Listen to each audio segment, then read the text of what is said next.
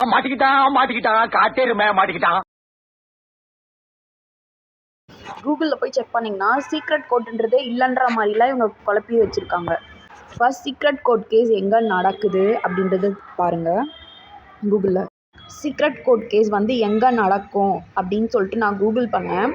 அதில் எனக்கு இந்த ஆன்சர் கிடச்சிது. Secret code case where will happen, ரகசிய வழக்கு எங்கே நடக்கும்.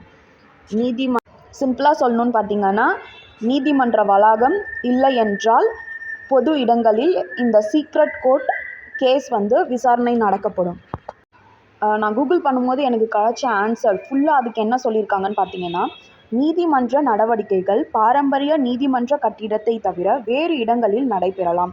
மேலும் சில குறிப்பிட்ட நடவடிக்கைகள் தனிப்பட்ட முறையில் கேமரா மூலம், அதாவது நான் உங்களுக்கு காமிச்சேன் பார்த்தீங்களா, சசிகலா என்னெல்லாம் மாறு வேஷம் போட்டு கழுத்தில் கருப்பு மணிலாம் போட்டு என்னெல்லாம் பண்ணாங்கன்னு, அதெல்லாத்தையுமே கேமராவில் இது பண்ணுவாங்க. அவங்க நிறைய பிளாக் மேஜிக் பண்ணுறதுனால தான் நம்ம என்ன பண்ணோம்னா டிவோஷனல் பிளேஸில் நம்ம வச்சுருக்கோம். வாய்க்கட்டு போடுறது, யாரையும் சொல்ல விடாமல் பண்ணுறது. அதுதான் என்ன சொல்கிறாங்கன்னா, ரகசிய நீதிமன்றம் என்ற கருத்து பொதுவாக குறிப்பிடத்தக்க சட்ட விவாதத்துக்குரிய விஷயமாகும். மேலும் இது திறந்த நீதியின் கொள்கைக்கு முரணானது.